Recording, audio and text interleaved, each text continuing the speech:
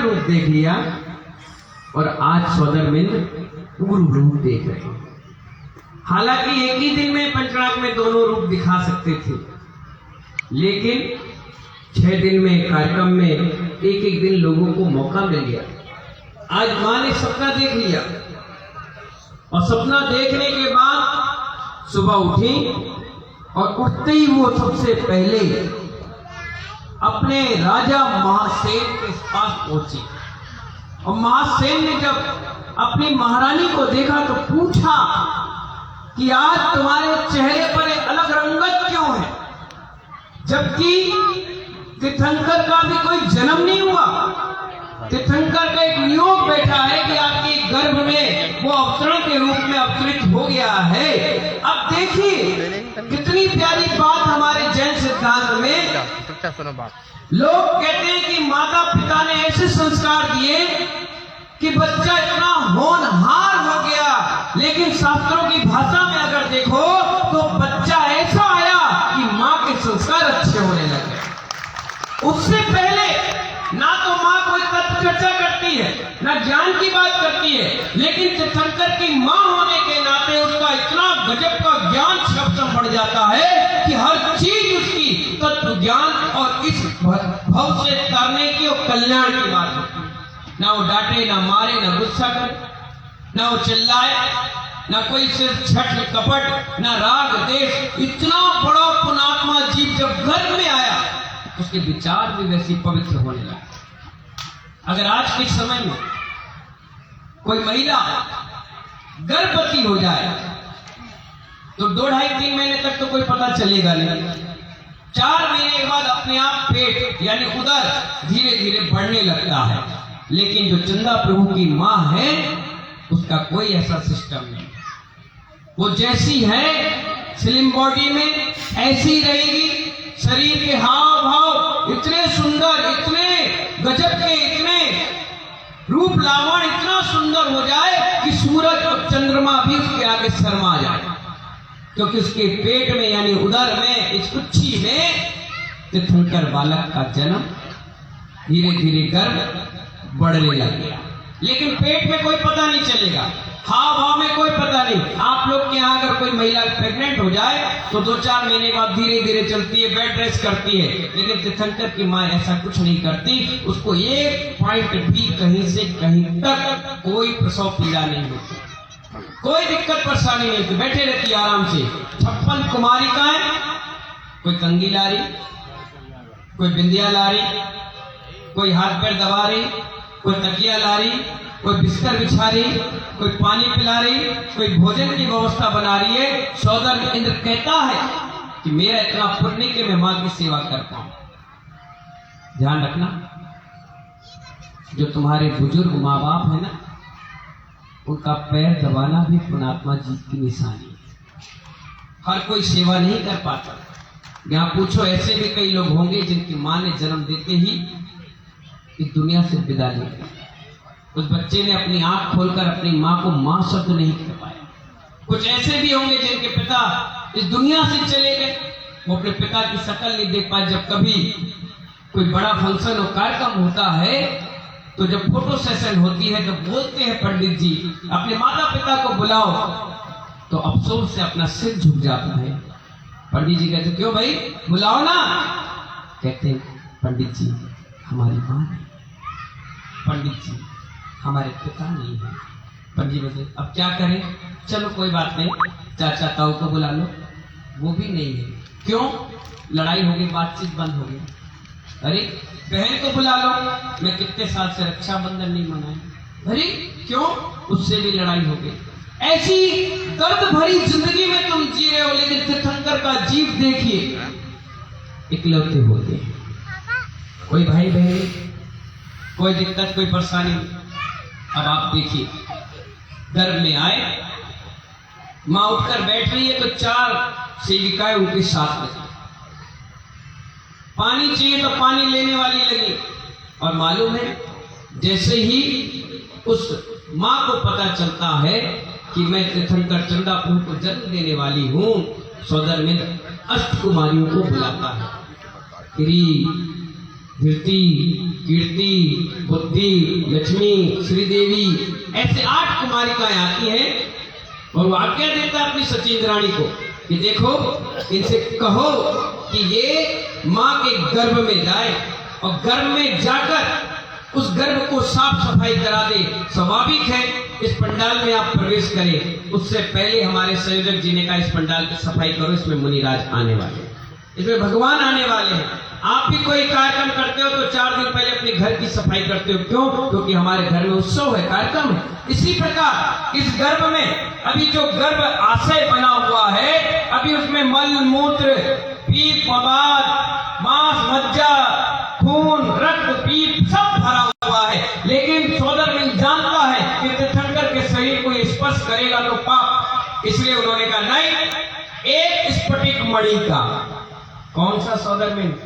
स्फटिक मणि का एक परकोटा बनाता है और उस माँ के पेट में वो कुमारियों से कहता है जाओ इसको रख दो, अब इसी में तीर्थंकर का जन्म होगा। इसलिए उस माँ के शरीर को वो स्पर्श नहीं करते, यहाँ तक कि जब हमारा जन्म होता है तो हमारी नाड़ी, नाभि होती है, नाभि माँ के नरा से जुड़ा होती है, डॉक्टर उसको अलग करता है। लेकिन तीर्थंकर जब जन्म लेते हैं, जब परकोटे के अंदर रहते हैं तो उनका नड़ा उनकी माँ से नहीं जुड़ा, इसीलिए उनको अंदर से करुणा भाव होते ही नहीं, माँ से राग द्वेष होते ही नहीं, वात्सल भाव रहता है, इसलिए वो ना रोते हैं ना बिलखते हैं, दुनिया रोए, लेकिन अंदर से मातृ प्रेम जागृति नहीं होता, उनका नर ही नहीं जुड़ा होता, बिल्कुल अलग होता है। और मालूम है हम सभी लोग गर्भ में रहते हैं तो उल्टे रहते हैं। कैसे रहते हैं? जबकि कहते हैं वो सीधे रहते हैं, सिर का भाग सही होता है और पैर का भाग ऊपर रहता है, वो उल्टे होते हैं। और तीर्थंकर धीरे धीरे बड़े होते चले जाते हैं और जब हम होते हैं तो हम 4-5 महीने के बाद जो पेट में मल, खाया हुआ कप, बचा हुआ लार रहती, उसी को खा खा के बड़े होते हैं। लेकिन तीर्थंकर इस सब चीजों का सेवन नहीं करते। सौदर इंद्र अमृत लगवा देता है उनके अंगूठे में, उसी को चूसते चूसते वो धीरे से बड़े हो जाते। कोई सामग्री बाहर की नहीं खाते। जब तक मुनि नहीं बने स्वर्ग से सारा भोजन आता है, कपड़े आते हैं, वस्त्र आभूषण आते हैं, हर चीज उनकी आती है, वो फिट एंड फाइन रहते हैं, उनको किसी चीज की आवश्यकता नहीं पड़ती। 9 माह गर्भ में रहते हैं। कोई तीर्थंकर 3 दिन एक्स्ट्रा, कोई 4 दिन, कोई 5 दिन। इसलिए तो कहते हैं जो बच्चे 9 माह के बाद जन्म लेते हैं उनका माइंड, उनका शरीर, कोई अवयव कभी जिंदगी में खराब नहीं होता। ये महिलाओं की पता नहीं कैसी विसंगति बढ़ गई, 8 महीने हुए नहीं, डॉक्टर के पास 10 चक्कर लगाती है और कहती है डॉक्टर कैसे भी हो इसका ऑपरेशन कराओ। इसीलिए आपके बच्चे जब बड़े होते हैं तो पता चला माइंड से ब्रेकअप, नाक टेढ़ी मेढ़ी, आंख टेढ़ी मेढ़ी, हाथ टेढ़े मेढ़े, और सब कुछ सही है तो kidney problem, heart problem, liver problem, पच नहीं रहा, दस्त हो रहे, दांत नहीं आ रहे, बोल नहीं पा रहे, सुन नहीं पा रहे, देख नहीं पा रहे। क्यों? क्योंकि जो फैक्ट्री का माल पक जाता है वही सॉलिड होता है। जब 9 माह पूरी ताकत से माँ की एनर्जी इस बच्चे में लगती है तभी वो बच्चा बिल्कुल परफेक्ट होता है। बाबा कितने महीने में हुए थे? हम तो 9 वाले हैं, फिट एंड फाइन है। 9 महीने 7 दिन के बाद अपना जन्म हुआ, आराम से, हर अवयव बिल्कुल फिट एंड फाइन है। कहीं से कोई ये नहीं कह सकता कि थोड़ा सा भी गड़बड़ है। और जो 9 महीने से कम में होते हैं क्योंकि देख लेना कोई ना कोई लूज पॉइंट आप अपने आप समझ जाओगे क्या ये गड़बड़ है। फैक्ट्री में ढंग से पकेंगे, जब पका नहीं तो कच्चा रहा तो फिर क्या हुआ? बेकार हो गया। इसलिए मान लो पूरे 9 माह तीर्थंकर पेट में रह करके और हर चीज व्यवस्थित उनकी माँ की पूरी सेवा में अष्टकुमारी लगे रहती हैं। लोग कहते हैं अष्टकुमारी बनकर होता क्या है? कहते हैं जो अष्टकुमारी 56 कुमारी बन जाती है और कालांतर में अगर उनकी शादी हो गई तो उनकी सास उनको लाड़ करने वाली नहीं, दुत्कार करने वाली और परिश्रम कराने वाली नहीं मिलती, बहुत लाड़ करती है। तो महानुभाव आज गर्भ का लड़क है, तीर्थंकर आज गर्भ में आ गए और पूरी रात भर में और 9 माह के हो जाएंगे। अपनी मां ने तो इंतजार किया 9 महीने का, 4 दिन एक्स्ट्रा, 6 दिन एक्स्ट्रा, लेकिन तीर्थंकर का इतना अच्छा सहयोग आज आप देख रहे हो इस पंचम काल में कि आज वो गर्भ में आए और कल सुबह उनका जन्म हो जाए। कितने इंतजार किए गए हैं उस समय। 10 लाख वर्ष की उनकी आयु, 10 लाख पूर्व की उनकी आयु, 2.5 लाख पूर्व उन्होंने तो ऐसे बचपन में बिता दिया। कितनी? 2.5 लाख पूर्व। और तो और कितना गजब का संयोग है, सिर्फ 3 महीने वो मुनि रहे। कितने महीने? सिर्फ 3 महीने मुनि रहे और 3 महीने के बाद उन्हें केवल ज्ञान हो गया। और 17 बार तुम्हारे समूषण लेकर सोनागिरी के पर्वत पर तुम्हारे पड़ोसी नगर में आए। इसलिए तो चंदा प्रभु का दरबार यहाँ भी लग गया। अगर कोई कहे चंदा प्रभु भगवान के यहाँ समूषण आया नहीं है, कहना नहीं, 148 किलोमीटर की दूरी तक था, यहाँ से मैनपुरी मुरैना तक उनका समूषण पहुंचा होगा। इतना विशाल समूषण, महानुभाव, सफेद वर्ण था, सबसे गोरे कौन थे? चंदा प्रभु भगवान। और यहाँ भी जो प्रतिमा आई है वो भी बिल्कुल व्हाइट कलर में आई है। बहुत मेहनत करने के बाद इतनी सुंदर प्रतिमा मिल पाती है। ये चंदा प्रभु मंदिर का हमारे विनोद कुमार सिंघई जी का सौभाग्य है, प्रेमचंद जी सिंघई जी का सौभाग्य है, सुरेंद्र कुमार जी फड़िस परिवार का सौभाग्य है कि यूं गए और चंदा प्रभु तो यूं ही बैठे थे कि मुझे ले जाओ। मिन्नतें करते हैं लोग कि भैया व्हाइट कलर सुंदर मूर्ति, एक भी अव्यय कम नहीं, और इतने इंच की, क्या बताएं, सालों साल इंतजार किया जाता है। लेकिन देखिए, गए एक चंदा प्रभु को लेने और 2 चंदा प्रभु को लेकर आ गए। एक चांदी के भी आ गए और एक पाषाण के भी आ गए। अब आप ये मत कहना कि हमारे यहाँ एक चंदा प्रभु है, कहना हमारे यहाँ भी 3 चंदा प्रभु।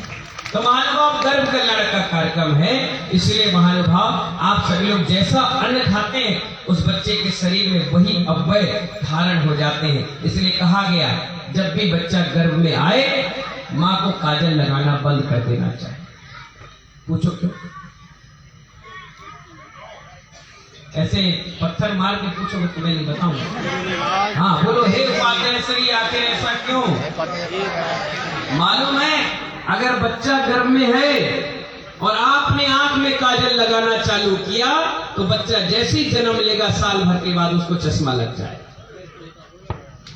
नो श्रृंगार, no lipstick, no facial, no threading और नो किसी प्रकार का मेकअप। अगर आपने ज्यादा लिपस्टिक लगाना चालू कर दिया, 9 माह का गर्भ है और खूब लिपस्टिक लगाए, तो जैसे ही बच्चा जन्म लेगा उसके होंठ कटे हुए पैदा हो। ये नियम है कि माँ को कुछ नहीं करना चाहिए। आदिनाथ भगवान की जयमाला पढ़ो, माँ खाए चरपरा। पढ़ो जयमाला, पढ़ती क्यों नहीं? तुम तो सुहा करने में जिंदगी निकाल दी। एक बार पढ़ो शास्त्र। माँ ज्यादा उछले, पता चला 8 महीने का गर्भ है, भाई की शादी है, नहीं मानी तो सास के रुक जा, मत जा, नहीं जाऊं, सास बड़ी फुर्सत है, अपने भाई की शादी तो खूब जाते, मुझे जाने नहीं दे। अब गई, अब मान मेरी डीजे में नाचना चालू हो गया, उछल कूद मचा लिए, कुएं, नदी, वन, पर्वत, पुल ये पार करके पहुंच गई तुम। अब क्या होगा? पता चला पेट में दर्द हो गया, ऑपरेशन कराना पड़ा, बच्चा बेकार हो गया। ये बड़ी सावधानी रखी गई। पूरे शास्त्र में पढ़ लेना चंदा प्रभु का जीवन चरित्र। उनकी माँ ने कभी पुल पार किया हो तो बताओ, उनकी माँ ने कभी श्रृंगार किया हो तो बताओ?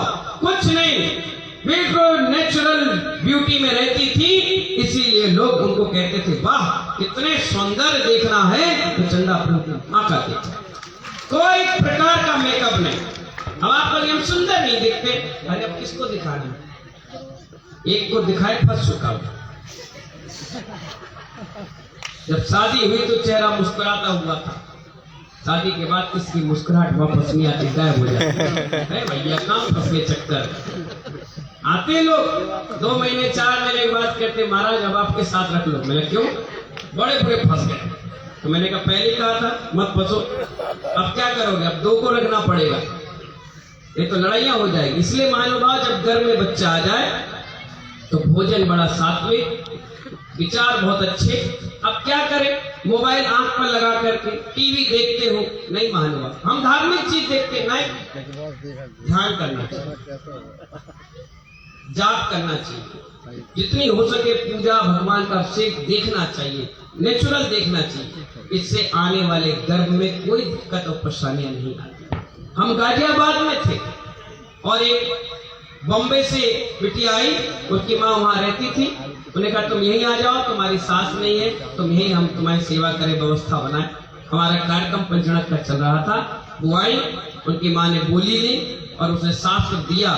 मैंने कहा आशीर्वाद। बोले महाराज जी पूरा समय चल रहा है। मैंने कहा बिल्कुल नॉर्मल होगा, चिंता नहीं कर। शास्त्र लेकर के आधे घंटे के बाद लड़के का जन्म हुआ। उसका नाम भी सुत रख दिया गया।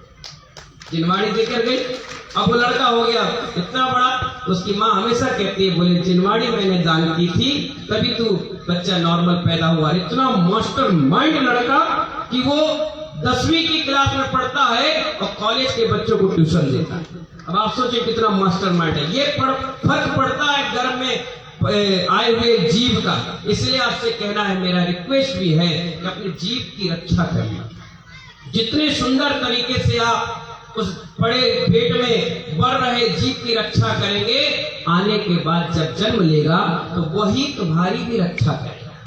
आज तुम इससे संस्कार दे दी तो बुढ़ापे में तुम्हें नमोकार मत सुनाएगा, तुम्हें पूजन पाठ से जोड़ेगा, साधु संगति में लाएगा। और अभी इसको गलत संस्कार दोगे तो बुढ़ापे में तुम्हें वृद्धाश्रम में भेज देगा और कहेगा मेरी माँ त्यागी मुक्ति हो गई है, इसीलिए वो सोनागिर में वंदना कर रही है, समय शिखर में बैठ के आराधना कर रही है। तो आज गर्भ के लड़क के दिन महानुभाव, अपन सभी को अपने गर्भ का संरक्षण करना है। और ये भी कहना है कि जैनों की संख्या हो गई है कम। चंदापुर के कितने पुत्र थे मालूम? 8। कितने? आदिनाथ के 101। अब आप सोचिए, जब तीर्थंकर 8 पैदा कर सकते हैं तो तुम 1 और 2 में क्यों खुश हो जाते? पहले के समय में 4 करोड़ जैन थे, आज 40 लाख। क्यों? क्योंकि हम कहते हैं एक हमारा और हमारी पत्नी, हम बस खत्म। इसीलिए आपके बच्चे जिद्देल हो गए हैं, नखरेल हो गए हैं। और तुम कितने डांटने का मन करो तो डांट नहीं पाते हो, बोल नहीं पाते हो। कैलाश चंद जी आप कितने थे? 4। प्रेमचंद जी 1 बाप, तभी तो जैन कम हो गए। रामजी लाल जी कितने भैया? 3। बहुत बढ़िया। हमारे मोदी जी 3, 4। हमारे चौधरमिन जी, विनोद जी 5। और बहनों को मिला लो तो 8-10। एक ही बहन 6। ये थे संस्कार। 8-8, 10-10, 5-5 भाई बहन होते थे तो पूरे दिन भर धार्मिक अनुष्ठान, पूजा पाठ। एक मंदिर गया, एक साधु के साथ गया, एक फौज पे गया, एक मुनि बन गया, एक मंदिर में गया, एक दुकान देख रहा, एक माँ बाप की सेवा कर रहा। अब एक है तो कहता है कि संडे को चौका लगा, संडे को अभिषेक करो, संडे को विधान रखो। और तुम लोग क्या कहते हो? अब क्या करें, है ही नहीं कि तुमने पैदाइशी बंद कर दी। जैन कम नहीं हुए, बीज तो उतना ही है, अब फल ही नहीं आ रहे उसमें, तो क्या करें? फल आ जाए तो आज भी वो 40 लाख के 4 करोड़ हो जाए। और 40 लाख मत समझना जैनों को, ये 40 करोड़ के बराबर है। एक एक व्यक्ति 1-1 हजार 500 को नौकरी देकर के रखा। इसलिए जैन कभी कम नहीं हुए। जैनों के बीच में फल नहीं आ रहा, वो फल अभी फिर से बढ़ोतरी कर दो, 2-2, 3-3 बच्चे चालू कर दो। आप देखिए अगली बार जब पंचणक करूंगा ना तो ये पंडाल भी छोटा पड़ जाएगा। इसलिए मैं सब युवाओं से कहता हूं, अगर आप मुनि बनो तो कोई बात नहीं, और मुनि नहीं बने तो कम से कम मुनियों की सेवा करने वाले 2-2, 3-3 बच्चे करो, जिससे तुम्हारे घर में चौके लगने लग जाए। नहीं तो विजातीय संबंध कर लोगे तो सब कुछ सत्यानाश हो जाएगा। आज गर्भ के लड़क पर यही संस्कार और शिक्षा आपको दे रहे हैं। अपने गर्भ का संरक्षण करें। समय आपका हो रहा है। बोले महावीर भगवान की। आज शाम दोपहर के 12 बजे यहाँ से महासेन जी ने आपसे निवेदन कर ही दिया है।